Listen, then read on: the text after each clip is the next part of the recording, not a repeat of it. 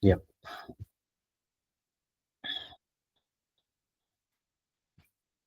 First of all, thank you everyone for joining. Let me introduce myself. Myself, Hitesh. I do have 13 plus years of experience in IT, and since last 5 6 years, I'm working on Snowflake.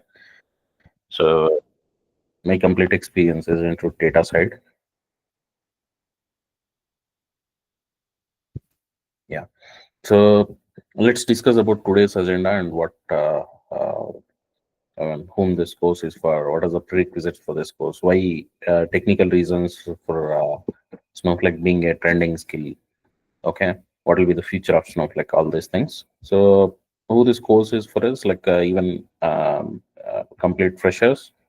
Okay, um, even if you have not worked anywhere, like since we'll be starting from basic, and even working professionals who already worked in different domains as a developer, testers, leads, or architects and managers, because it will be from basic to advanced. So for refreshers, we'll have the skill sessions taken separately. Okay, I mean non-SQL, or even if you are working in other domains, if you're not from SQL background. So how it is every Saturday we'll have a skill session. Monday to Friday it will be Snowflake sessions. That's how we'll be covering the skill content. Okay, so we'll be getting started from basic to advanced. So you don't have to worry about um, like even freshers or experienced folks, because this is not the first batch. Since last 3 years we are training people with different backgrounds. Say we complete fresher to 20 years experience candidates also took training from us. That's the thing. And what are the prerequisites for this course? Okay, so good to have SQL knowledge. If you are already having some SQL exposure, that will be well and good. Even if you don't have SQL exposure, don't worry. So we'll be covering SQL sessions from basic. Okay.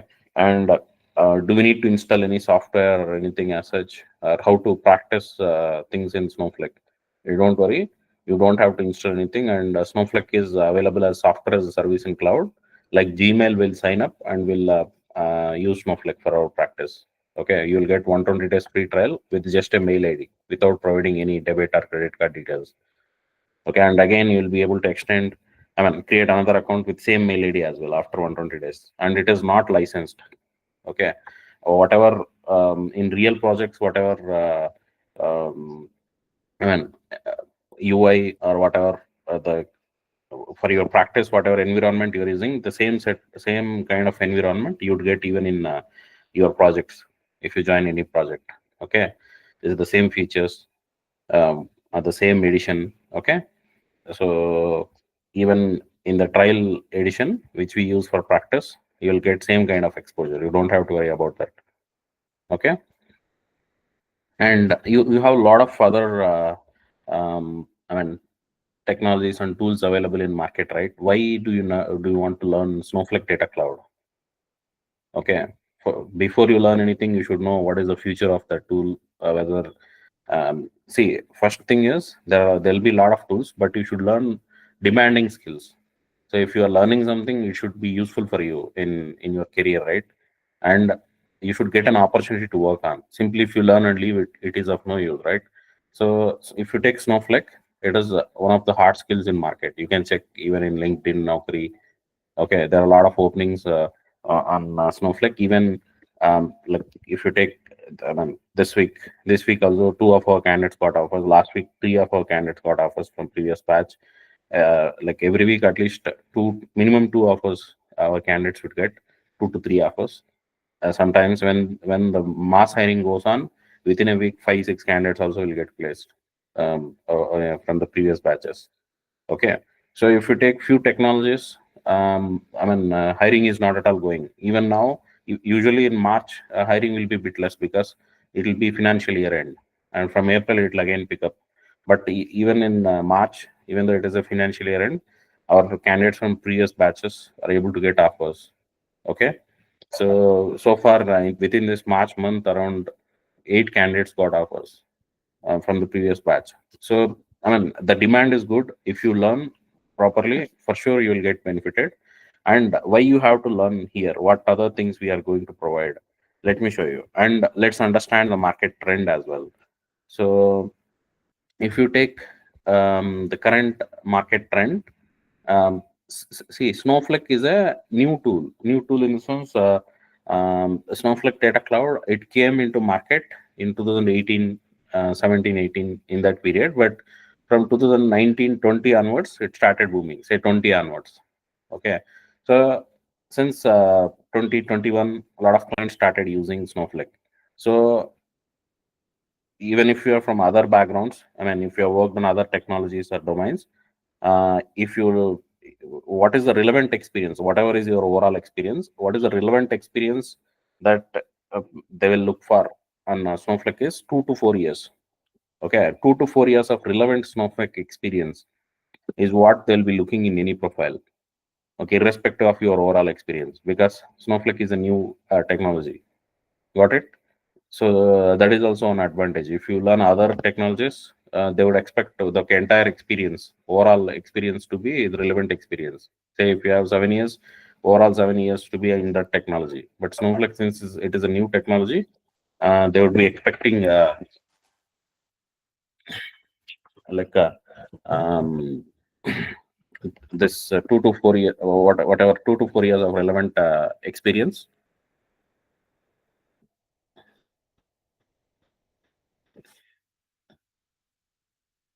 I think everyone logged in. Let me check 1 second.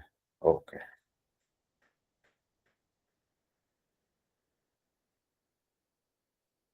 Cool. So, anyone facing issue to join? Can you hear me? Any issues so far? Hello? Hello? Can you guys hear me? No, Yes, sir, sir. there are no issues. Yes, sir. Yes, it's audible. Yes, sir. Yeah. Yes, it is all. Fine, no worries.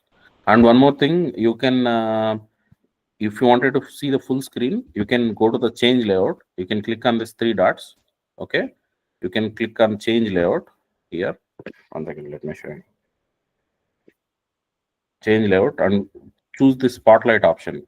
Then you will be able to see the full screen. Okay. You can click on these 3 dots, change layout, spotlight option, this third option. Then you can see the full screen. Okay. Yeah.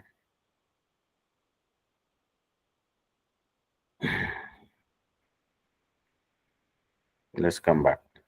So since Snowflake, as I said, since it is a new technology, 2 to 4 years of relevant experience, what they would expect, okay, out of your overall experience. And 2 years also you'll have calls, but I mean, even overall 2 years of experience, but 3 years, 3 plus, you'll have good opportunities. And the minimum packages, even if you keep 2 years, whatever packages you get in India are in this range. Okay, 8.5 to 15 lakhs for 2 to 4 years of overall experience, and for 4 to 6 years, like this. Usually, how it is um, it is on average the packages that you get on Snowflake is, suppose if your overall experience is 4 years, minimum package that you are going to get is, I mean, on average, what is the package that you get is 4 into 3. That is years of experience into 3, or 3 to 4 into 4. 3 to 4. In a sense, um, years of experience into 3 and 4. That is 12 to 16 lakhs is the average package that you get for 4 years overall experience. Suppose if you have 7 years overall experience, then 7 into 3 to like 7 into 4. This is the package range what you can expect on Snowflake, an average range. But if you're getting right opportunity, you can get still more as well. This is the average package. If you have overall 7 years of experience, 21 to 28. That is the packages that you are going to get. Okay, for 7 years. So whatever is your overall experience that you are going to have, right? So into 3 and 4 is what is the packages that you can expect on Snowflake. Okay. And here, as a part of our training, right, the market is good for Snowflake, that is fine. But as a part of our training, what all things you are going to get us, why our candidates are able to get offers us. If you observe, let me show you. See, a daily basis, okay, as a part of our training, you are going to get the recording of that session. I mean, that day's end of the day, you'll get the recording of that session, and then the code which is used in that SQL code which is used in that session for practice, for you to practice the detailed document. Okay, detailed document, and then interview preparation kit with all the questions and answers on that specific topic. Okay, you'll get all scenarios, whatever questions with answers. Okay, that you are going to get on that specific topic on a daily basis, for every topic. Okay, and end of the training, you are going to have um, a project overview session where you would get um, the complete details about the project, and then sorry, what is- let me show you.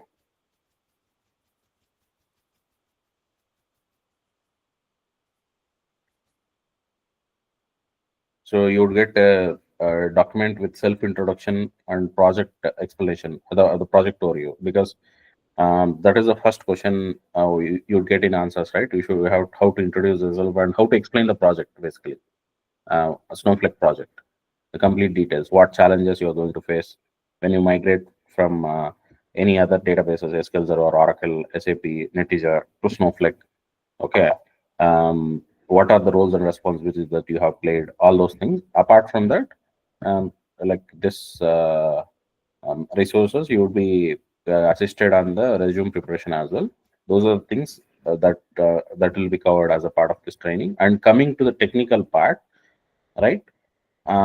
Why Snowflake has is a trending skill? Why it has got demand?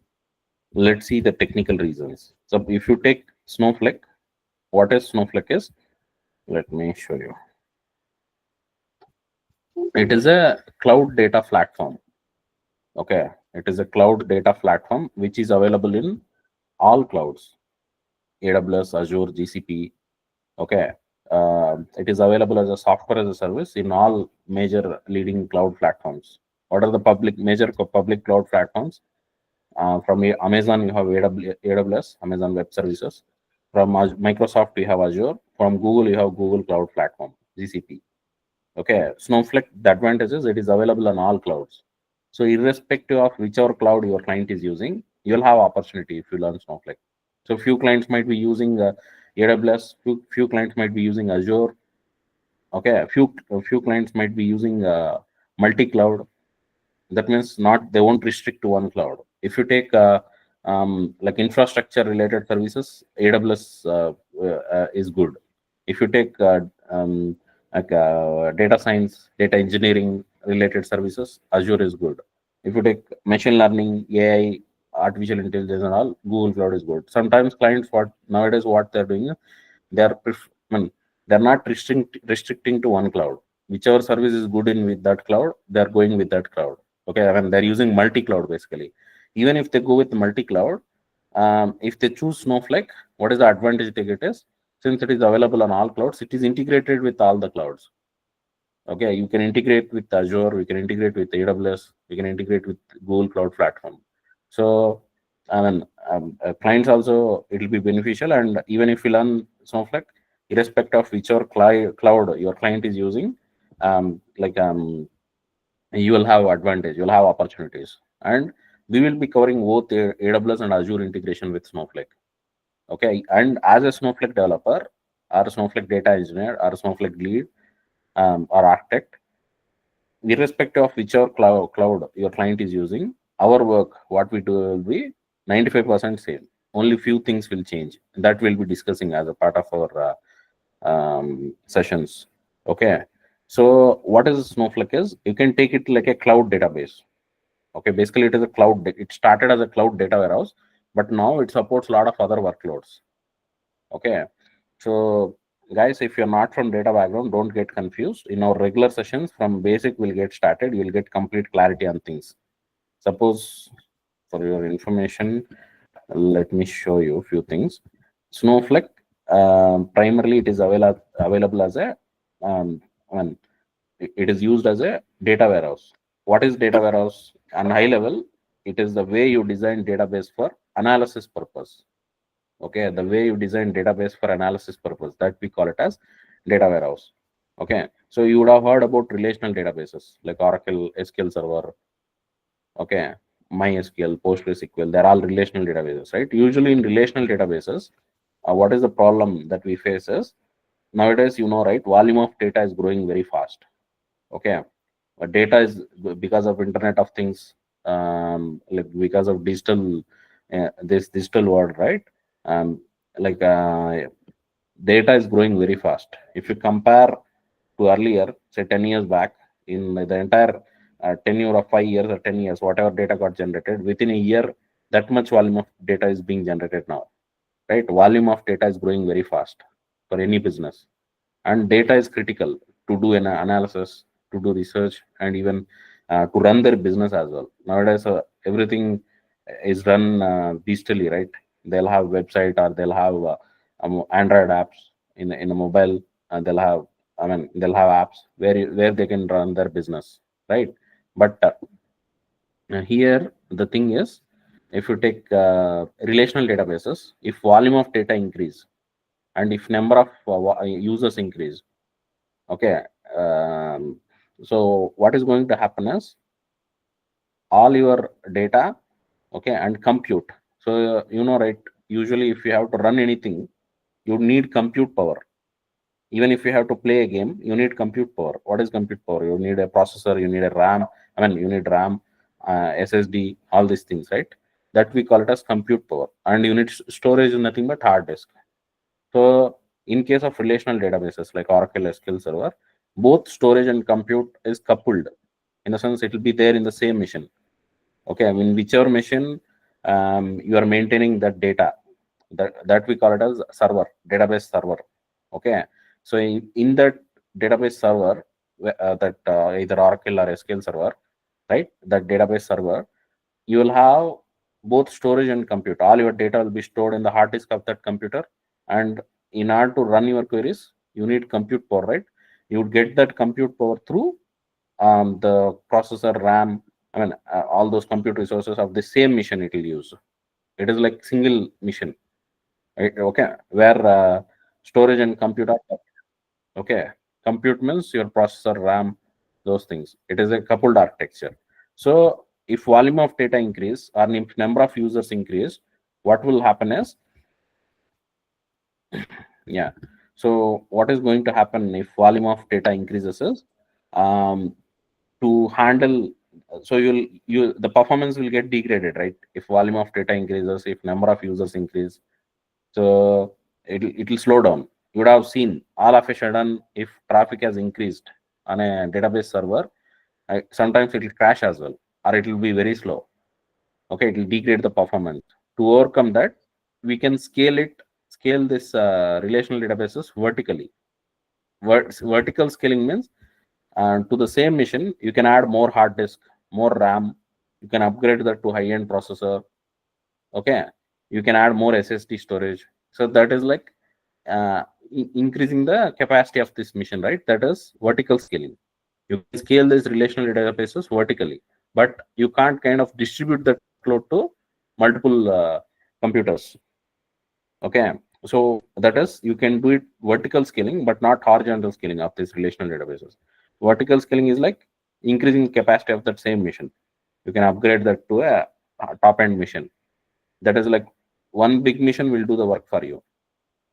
To think logically, even if you are very talented, you have got limited 24 hours of time. How much work you can do? There is certain limit, right? Okay, you can't do 100 members or 200 members of work, right? We are very talented, but horizontal scaling is like you can distribute that workload to a group of computers. Okay, you can create a group of computers, and you can distribute that workload to a group of computers. That you can't do in case of relational databases. Okay, so that's when Hadoop big data. You would have heard about big data Hadoop, right? Earlier, say 7 8 years back, it was a buzz, it was a trend, Hadoop big data, but it could not succeed, right? We'll see what are the flaws in that Hadoop architecture as well. But there you can create a group of computers, a cluster, and you can distribute the workload in case of Hadoop. There are few certain flaws in Hadoop architecture as well. That's when Snowflake came up with a hybrid architecture. Okay, Snowflake came up with a hybrid architecture where storage is compute. Sorry, storage is separate and compute is separate. Okay, storage is like where all the data will be stored separately in a storage layer in cloud. In Snowflake architecture, right? What is the advantages? Both storage and compute, they're not coupled. In a sense, they are not in the same machine. Storage is a separate layer, compute or query processing is a separate layer. So in storage layer, all the data will be stored in cloud, see, saved in cloud.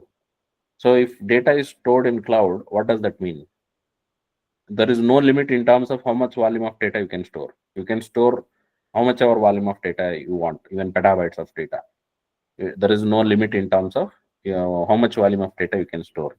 And how you will pay cost for storage is based on usage. Okay, based on usage, you will pay the storage cost. You don't simply pay the storage cost. You don't have to worry about volume of data that you can store. Okay, and I mean, even in future, if it increases, you don't have to worry about that.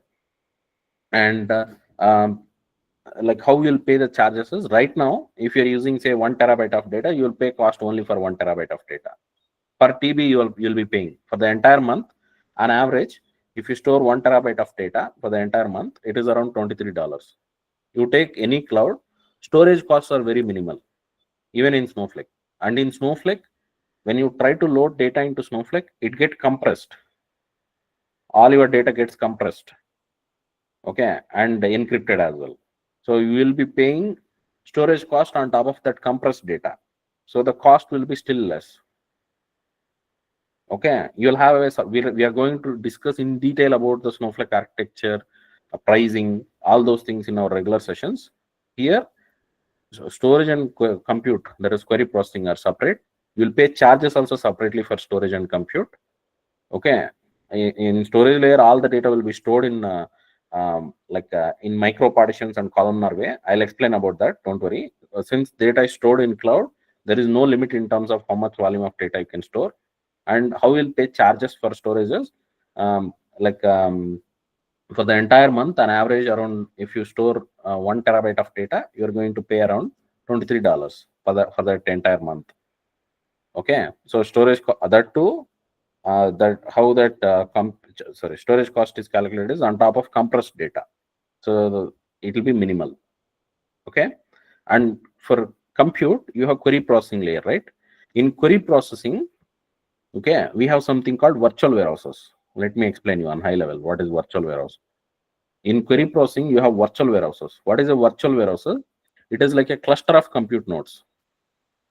Okay, it is like cluster of compute nodes. That means, see, first, before we go there, what is a virtual warehouses? To run any anything in Snowflake, to run any query, to get the data, we need compute power, right? So how we would get that compute resources? Compute resources means your CPU, okay, that is processor, RAM, SSD storage, okay, those things. How you would get that compute resources in case of Snowflake to run your queries? You have virtual warehouses. What is virtual warehouses? It is a cluster of compute nodes, group of computers. Okay, group of computers connected together, we call it as a cluster. So virtual warehouse is a cluster of compute nodes. Okay, so you have different sizes of virtual warehouses. Like Snowflake warehouses comes in different t-shirt sizes, like extra small, small, medium, large, XL, like this. Okay, so how it is this? If you choose the virtual warehouse size as extra small, you would get compute power of one machine. I mean, a group of one computer you would get if a virtual warehouse size is extra small. If virtual warehouse size is small, okay, you'll get a cluster of 2 compute nodes. If virtual warehouse size is medium, you'll get cluster of 4 compute nodes. Okay, if you choose the virtual warehouse size is large, in the backend, you are going to get a group of 8 computers. I mean, a cluster of 8 compute nodes. Node or machine is nothing but a computer. Okay, node or machine is nothing but a computer. So if you choose the virtual warehouse size is extra small, you'd get a group of one computer, one compute node. Small means two compute nodes. Medium means four compute nodes. Like that, it keeps on doubling. For each warehouse size, it keeps on doubling. Okay, so 2XL means 32, 3XL means 64, 4XL means 128. So that way, if you choose the warehouse size as 6XL, we can increase the virtual warehouse size up to 6XL. 6XL means a cluster of 512 compute nodes, a group of 512 computers. To that extent, we can increase the compute virtual warehouse size. Okay, we will choose that virtual warehouse size to run the queries. Let me show you practically. You'll get clarity, better clarity. In our regular sessions, we'll discuss in detail about the virtual warehouse and all. See, this way you are going to have, daily, like the code, what we discuss, everything will be shared with you. Okay. So suppose if I try to run a query, a select statement, here is where we choose the warehouse to run our queries. Okay, virtual warehouse. So you can see compute warehouse. What is the size of this warehouse? Extra small. We can increase this warehouse size from extra small to bigger warehouse size. Okay.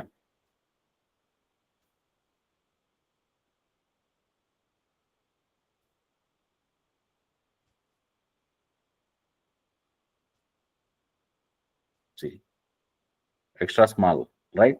The right now the size is extra small. This is selected.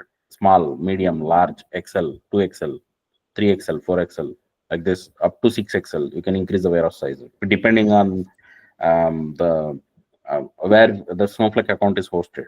You'll get clarity on that. But this is where, suppose now if I choose the warehouse size as large, okay, see, anytime you can increase or decrease that warehouse size, virtual warehouse size. Now if I use this warehouse, this is my virtual warehouse, compute warehouse of size large. So now if I go and run any queries, suppose select star from a specific table, these are SQL statements which you run. Okay, suppose if I run this, so I'm going to get compute power of how much? Large means how many compute nodes? For your reference, see here. Large means 8 compute nodes power. Okay, in the backend, I'm going to get a cluster of 8 compute nodes power to run my queries. You're getting it? So based on the complexity of the queries, okay, when number of users are more, okay, we can increase the warehouse size, and there are other options also. See, this virtual warehouse, it is a cluster of compute nodes, right? You can scale it vertically and horizontally, both. This virtual warehouses, you can scale it vertically and horizontally, both. Okay, increasing the warehouse size is vertical scaling. If you increase the virtual warehouse size from, say, now I have increased from extra small to large, what I did is vertical scaling. Okay, I'll explain about when to go with vertical scaling, when to go with horizontal scaling. We can scale the virtual warehouse horizontally also. If you scale the virtual warehouse horizontally, suppose if you choose the warehouse size as 6XL, 6XL means what is the compute power you are going to get? A cluster of 512 computers, a cluster of 512 compute nodes. That much power you would get. Think of, if you can, make use of compute power of 512 computers, how many queries or how much power you are going to get to run your queries. Okay, so that means it is like you don't have to worry about compute power to run your queries. Okay, so see, nowadays, even if you have a huge volume of data, the biggest warehouse size usually in real projects that we use is XL or 2XL, not beyond that. But in future, even if volume of data still increases, you don't have to worry. You can increase it up to 6XL. That too, within fraction of seconds, you will get that much power. If you increase the warehouse size. Again, if you want to decrease the warehouse size back to lesser size, you can decrease. Okay, got it? So you can increase the warehouse size, you can decrease the warehouse size anytime. And how you'll pay cost is, suppose I've used 6XL virtual warehouse size for say 65 seconds. I mean, that warehouse was active for 65 seconds with warehouse size of 6XL. You are going to pay cost only for 65 seconds. Okay. Here, since storage and compute are separate in Snowflake, the main advantage is whenever you don't need compute power to run your queries, you can suspend this virtual warehouse. See, if storage and compute are in same machine, you cannot suspend the virtual warehouse. Since storage and compute are separate, whenever you don't need any compute power to run your queries, so over the weekend, Saturday, Sunday, or Sunday, I so especially in case of analysis, data warehousing, right? When you are doing analysis, usually Sundays they may not do analysis or the usage might be less. So whenever they are not using, you can suspend the warehouse. During night times, you are not going to do analysis. That time you can suspend the virtual warehouse. Okay, if you suspend the virtual warehouse, you're not going to pay any cost, compute cost. Okay, and you can whenever you are only for specific duration, say 2-3 minutes, I need bigger power, compute power to process. Then again, I need smaller warehouse size. I can increase or decrease the warehouse size anytime. Got it? That flexibility your clients are going to get. That's the reason, because of this flexible options, a lot of unique features are there in Snowflake. And there are a lot of advantages with Snowflake. That's the reason clients are going to Snowflake. Okay. So here, if you see, we are saying about vertical and horizontal scaling, right? So with vertical scaling, so say I have selected the warehouse size is 6XL. This 6XL warehouse size, if you set it as a multi-cluster warehouse, there is something called multi-cluster warehouse. Okay, in Snowflake, I will discuss virtual warehouse. We'll do a deep dive, because in Snowflake, the primary cost what we are going to pay is compute cost. Storage costs are very minimal. Compute cost also based on usage will pay the cost. So you should be familiar with. I mean, you should have in-depth knowledge of virtual warehouse. So we'll have 2-3 sessions on virtual warehouse itself. You will get complete clarity what it is, how it works, how to configure, what all options you have, all those things. Okay, but here, if you set it to multi-cluster warehouse to horizontal scaling in auto scale mode, what it does is based on workload. Suppose if any queries are waiting in queue with 6XL warehouse itself, for example, usually we don't go to 6XL till that size. Max you will use XL or 2XL. Okay, in real projects. But even if you are using 6XL and if you are not able to, if still any queries are waiting in queue or something of that sort, right? If you set it as a multi-cluster warehouse, it can add up to 10 clusters of this size. 6XL into 10. I mean, up to 10 clusters. It can add additional clusters. So that means you can increase the compute power to, you can scale it up to 5120 compute nodes. Okay. I mean, automatically. So that means it is like you don't have to worry about compute at all. Okay. So sometimes during peak times. So for example, in India, whenever this Flipkart Big Billion Days or Amazon sales happens, right?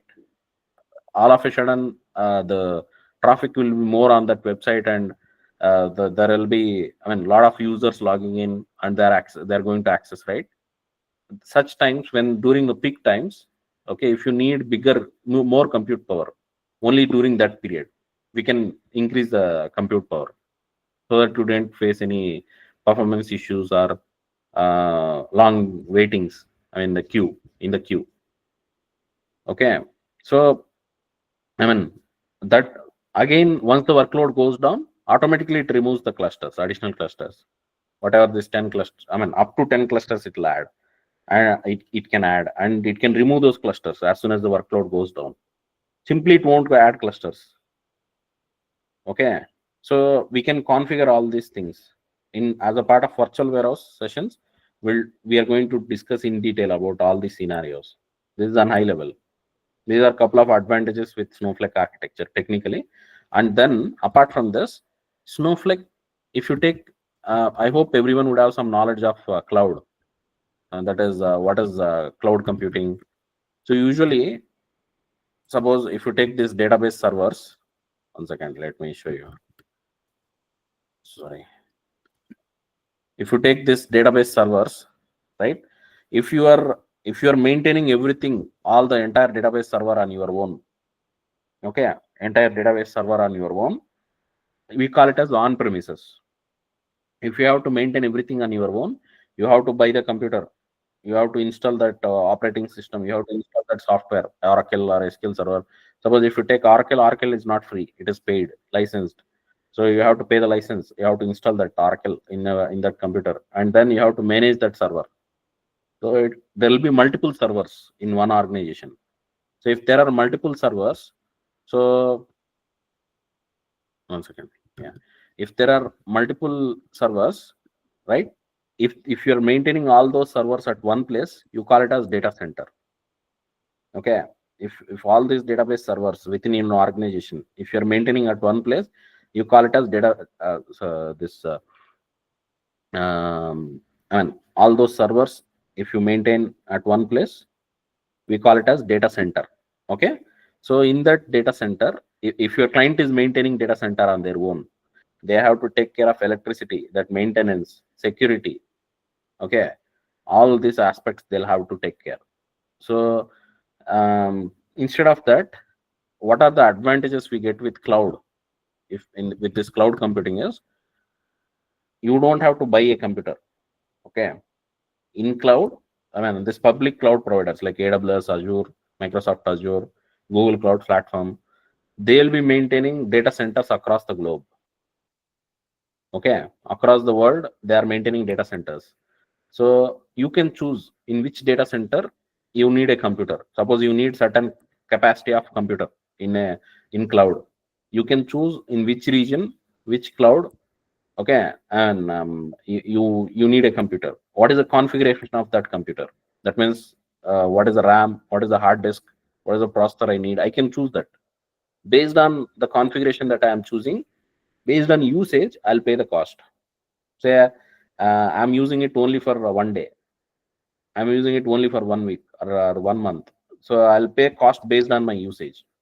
Again, if you don't need, you don't have to pay anything. Okay, so that sort of flexibility you get, and you don't have to worry about maintaining that. You're not buying that computer, you're not going to maintain it. Like, say, you don't have to install any softwares or something. It depends on what type of service you are using in cloud.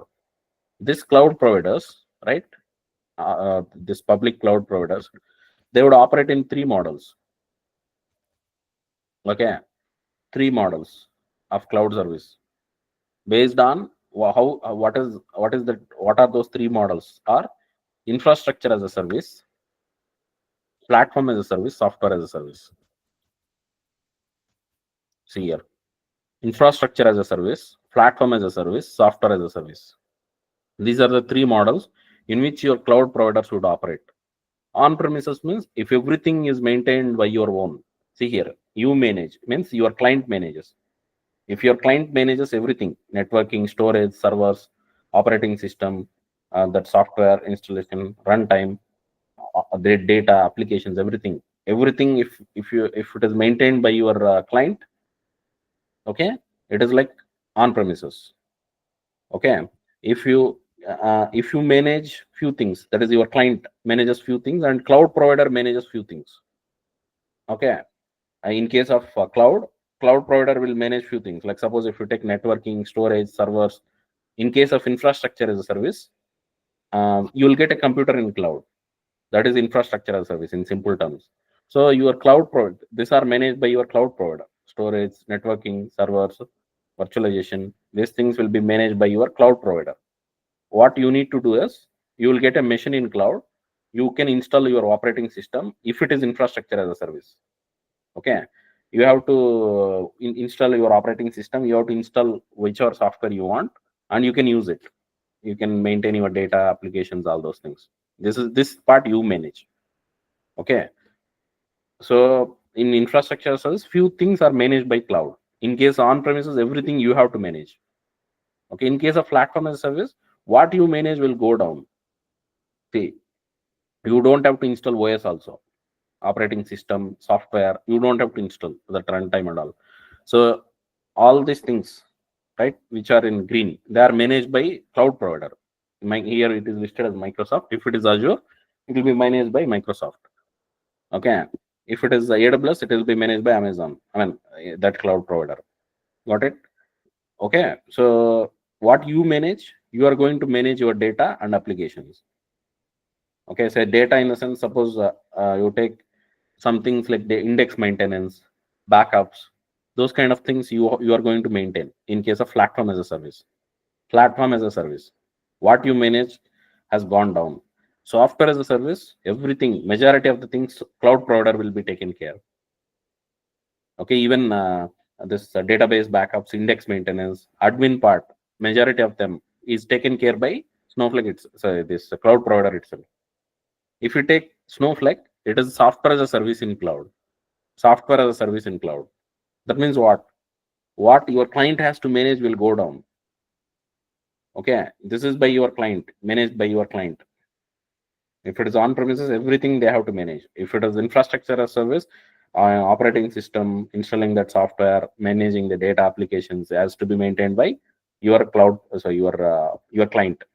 Okay, in platform as service, it will still go down. In software as a service, majority of the things, cloud provider itself will take care.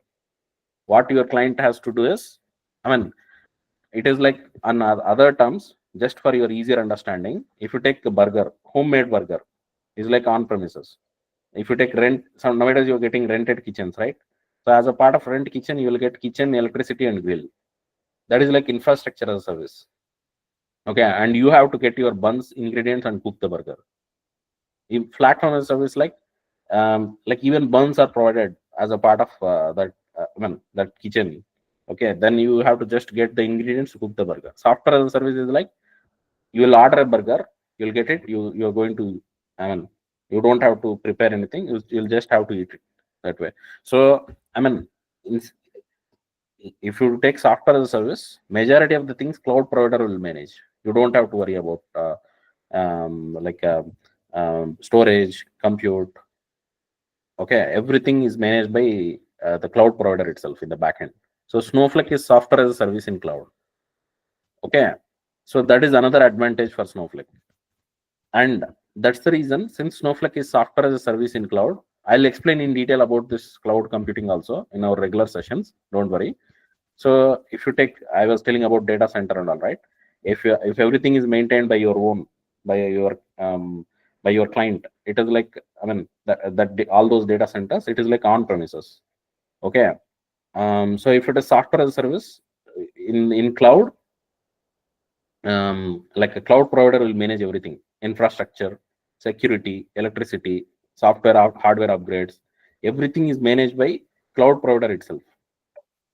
Okay, you will have to just load your data and make use of that data for analysis. You have to load your data, whatever data you want, and you can make use of that data for analysis. You don't have to worry about the backend part, the infrastructure part. So you see here when I increase the warehouse size, right? When I increase this virtual warehouse size, within fraction of seconds, I was able to increase it to large, right? I can, same way I can decrease as well. Okay, within fraction of seconds, you can increase and decrease. How it is possible? If you take bigger warehouse size, 4XL, what is the size of 4XL? I mean, what is the power that I'm going to get in 4XL virtual warehouse size? 4XL means what? 128 compute nodes. It is not small. I mean, in the back end, if you have to get a cluster of a group of 128 computers, it is not something small. If you have to assume, if you have to manage 128 group of 128 computers on your own, it is not that easy, right? But in Snowflake, it isn't possible because it is software as a service in cloud. So that infrastructure management, everything is managed by Snowflake in the backend. Okay, so you don't have to install anything or something. Everything is managed by Snowflake, and whatever trending features on data side. Okay, nowadays this Chat GPT, you know, right? Chat GPT is trending, like generative AI. So even that particular feature is already available in Snowflake. Cortex. Cortex is a generative AI service. Okay, LLM models. All those are supported in Snowflake already. Already they're supported in Snowflake. So to stay competitive in market, see why I'm explaining this is, if you learn Snowflake, and other tools, if you learn any other tool, sometimes over a period of time that might get outdated, and you have to learn another tool again. But with Snowflake, since it is software as a service in cloud, okay, in the back end, Snowflake releases a lot of new features, okay, to stay competitive in market. So for example, this Cortex, this generative, this chat GPT related integration, right, it is already available in Snowflake. Cortex is a generative AI service, and you have support for LLM models, you have document AI. All these are new features of Snowflake, recent features which Snowflake has added. So it keeps adding new features to stay competitive in market. Okay, I mean, it offers those features. Whether your client wanted to use them or not, it's up to them. But for these features, they don't have to go to some other tool. Or I mean, that's their intention. Snowflake, initially they started as a cloud data warehouse, but now it is we call it as a Snowflake data cloud. Okay, it supports a lot of workloads and a lot of game changing features Snowflake has, and it has zero administration and maintenance. Like say, because it is software as a service, you don't have to take care of backups, partitioning of data, index maintenance, performance or tuning. Okay, no hardware or software upgrades or installations. Okay, and it is available in all public clouds, and it'll be easy to use as well. Your clients doesn't have to manage things, right? It'll be easy for them, and a lot of unique features like time travel, marketplace. Suppose if you take this marketplace, a lot of unique features Snowflake has, like time travel, zero copy clone, data sharing, marketplace. What is this marketplaces? Suppose you take your client is a financial client who provides advices on stocks. You know stocks, right? National Stock Exchange in India and in US also. You have they have their stock exchange. So give me a second. So as a part of uh, s- s- their business, your client business is to provide recommendation on stocks, buy this stock or buy this set of stocks. Okay, wealth management, basically your client is into wealth management. So for them, this trading data, suppose a particular stock, how it is being sold, bought, all that information they would require, right? Daily basis the um, stocks will be getting traded. Okay, so if that information is common for anyone, for any client, that stock related information is common. One second. So here, after making use of that data, I mean, I'm loading my stock trading data into Snowflake. Okay, all that data I'm loading into Snowflake for my own analysis. I mean, my client. Okay, after making use of that data for my analysis, I would like to sell that data. See, this trading data is common for anyone, right? There are some other clients, um, who would require that data. Okay, so if you, after making use of that data which I have loaded into Snowflake for my own analysis, if I can sell that data to others, I can make money, right? That we call it data monetization. That kind of things also we can do. You can sell your data as well in and not just data, even apps also. You can build data applications. You can sell them. These kind of features you have in Snowflake. Just telling, I mean, unique features. Okay, and all trending features and data space, like say data fabric, data mesh, all those features are available in Snowflake, and it is pay as you go model, true pay as you go model. I mean, in Snowflake, how we'll pay charges is based on usage. Okay, based on usage, we'll pay the cost. And since you can suspend the compute, since storage and compute are separate, compute cost only when the virtual warehouse is active. Based on your true usage, you'll pay the cost. Okay.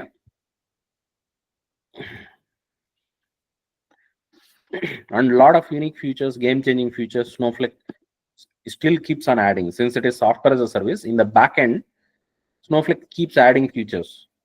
Okay. So it is up to your client whether to use them or not. But the existing, if they're already using it as a data warehouse or a regular database, they can use.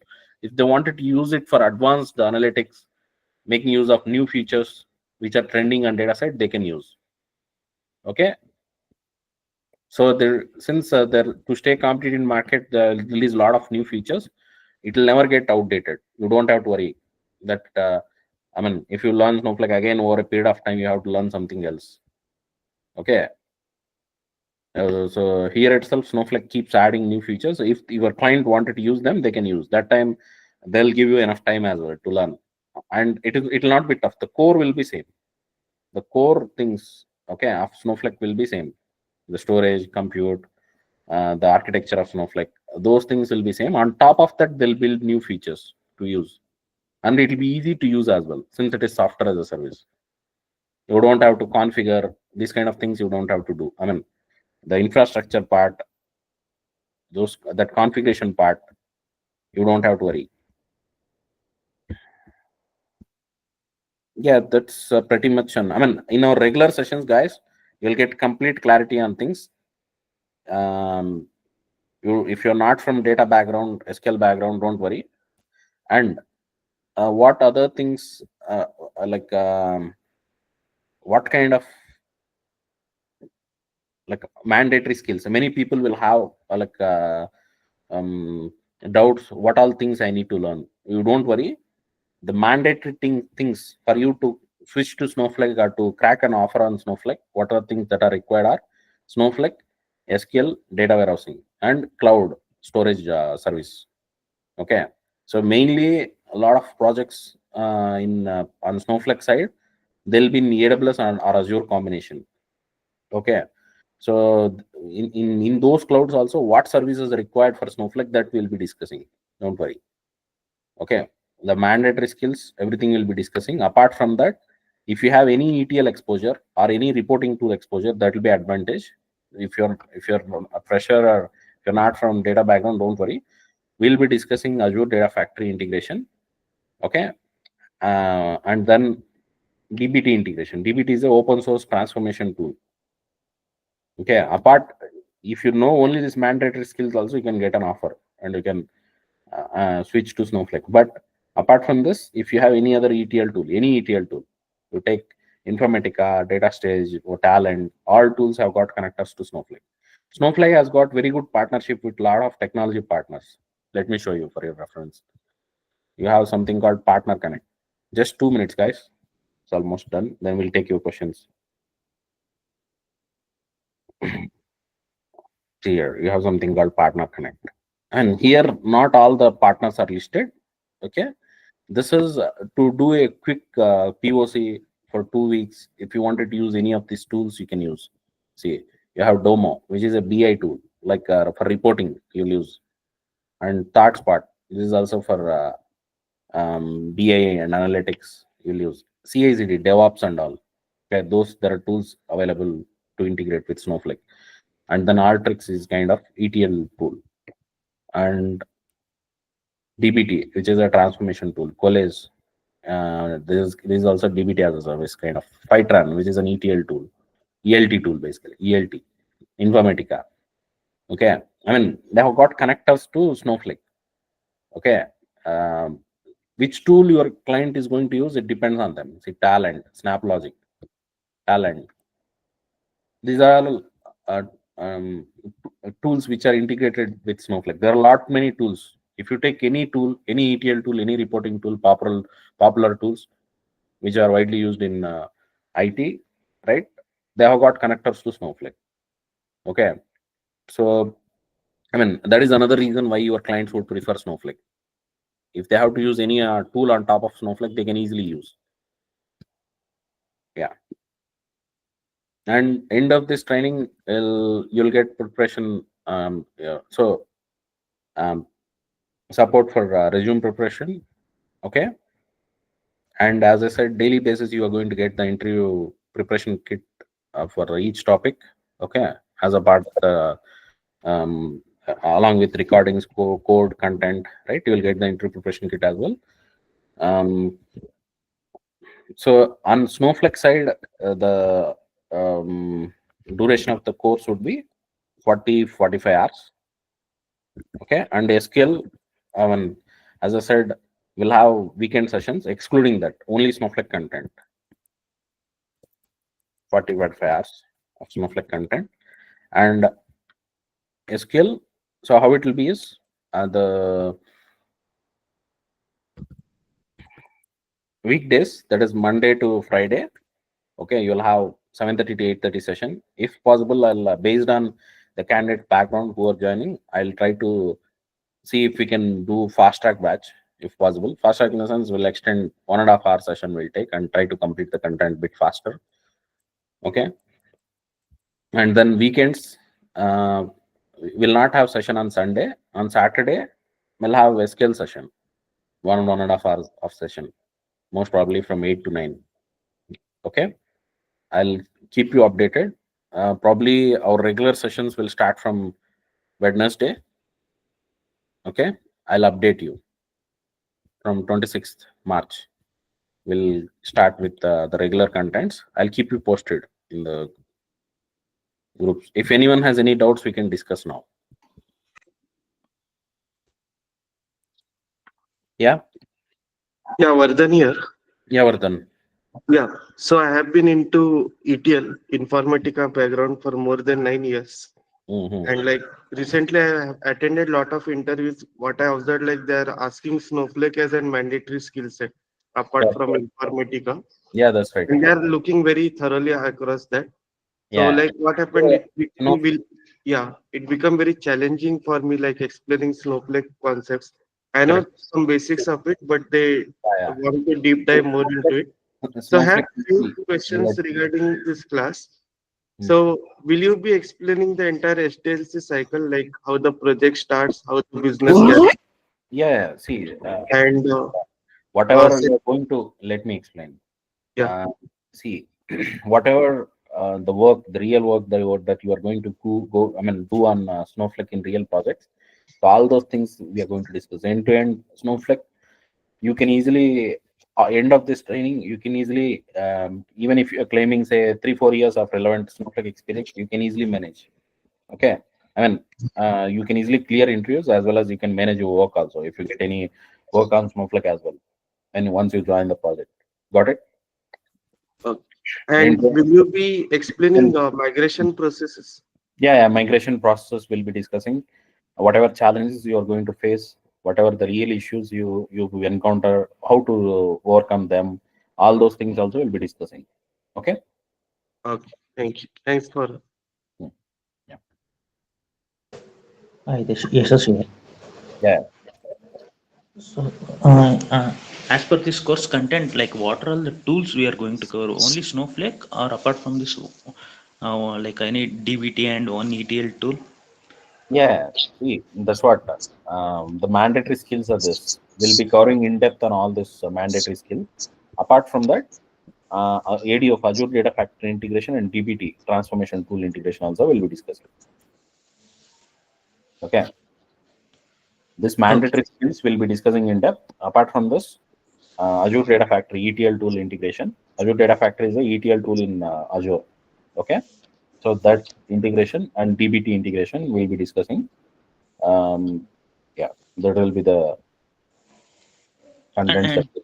and, and Yeah. second question is like we will be doing any real time projects in the in our daily sessions, or it will be a pre-recorded or any documented kind of thing we need to No, refer that. it will be practical sessions, right? Like so whatever challenges that you face, if you take any topic, that time we'll be discussing in depth what in which scenario you'll use.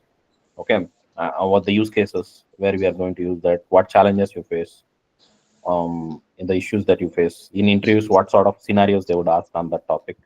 Okay, then in the end when we discuss project, we'll link everything and I'll explain, like, say, uh, the flow, like what will be happening from start to end. Okay, that's how it is. and you'll get project explanation session. I mean, document also how you have to explain the project in your interviews. Okay. No, Hmm. thanks.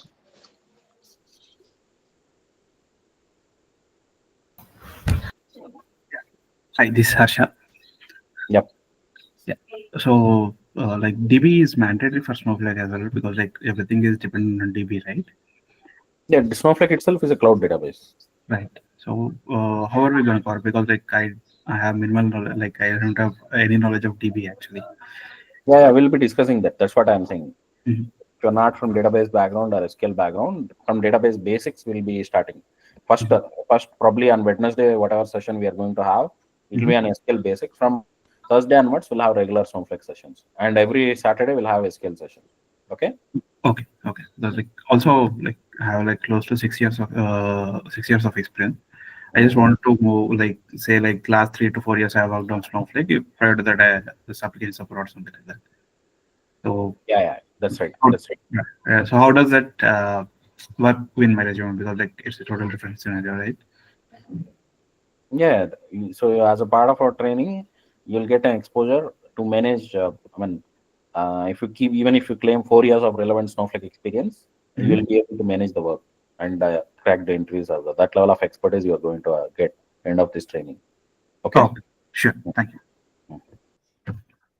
So you will be covering PLSQL sessions as well in that Yeah. See, SQL. as a, yeah, SQL like regular SQL things like say the DDL, DML, and then joins functions, window functions, and then a few interview-based scenarios we'll be discussing in SQL session. In regular Snowflake content itself, we'll discuss procedures, functions, views, metalize views, all those things. Okay, because in Snowflake, if you take procedures, it supports in other languages also. So it's required for everyone. So we'll be discussing that as a part of Snowflake content itself. Mhm. Okay, Mm, thank you. mm. Hi, Sam. I have 2 years of experience as a Java developer. How can I make it into the like place? Like, is it through Naukri or there will be any some referrals and all? Yeah, like I'll discuss this offline. Who has referred you? Rajesh. Okay. Yeah, yeah, see, in like usually market is good on Snowflake. Whatever openings I mean, are there. Like I can also share a couple of references, but even if through Naukri also we'll get a lot of calls. Okay, market. So it is not like few technologies they won't get calls. Snowflake is a demanding skill. Even if market is dry, you'll get calls. So like we have to put it for fresher Yeah. or Yeah, I mean, see, first you can complete the training. So at the end of the training, I'll explain a couple of things on how to proceed next further. Okay. Hmm. Any other questions from anyone? Hi, I'm from BCom background. So if I learn this course, I can join for any companies related to Snowflake. So Yeah. See, the thing is, there are two things. If you're joining as a fresher, they want to consider you since you are from commerce background. If mm, you claim certain experience, then you can switch. okay, sir. And Yeah. what about that? Don't As you consider said you. about If you claim if you, I certain experience that you have worked anywhere in IT, hmm then as an for experienced folks, they won't look at your education background. Okay, okay, sir. they'll just look at your skills. Hmm. Mm. And sir, you told about that SQL and all. So as we are not from BCom, I'm not from IT background. Hmm. So how will it be, sir, for Yeah, SQL that's what like sessions? we'll be getting started with basics. So I'll hmm keep, say for initial first. I mean, whenever we are discussing SQL, if anyone from SQL background, they can skip those SQL sessions. I'll be updating you or what session it is, either SQL or Snowflake. Snowflake sessions they can continue, and in the end, when we discuss couple of interview scenarios, everyone can join on SQL also. Mm, Okay. Okay. Thank you. mm, yeah.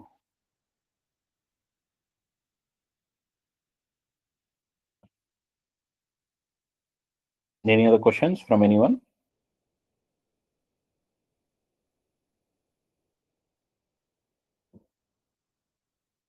Guys, don't get confused or don't worry. If you're not from data background, get started with from very basic. What is a database? Okay. What is SQL? How, I mean, what we are going to do, the basic things, DDL, DML, okay, in SQL. Okay. And on Snowflake side, however, for other folks who are switching from other domains or from even a data background to Snowflake, a Snowflake side, from basic to advanced, we are going to cover. Okay.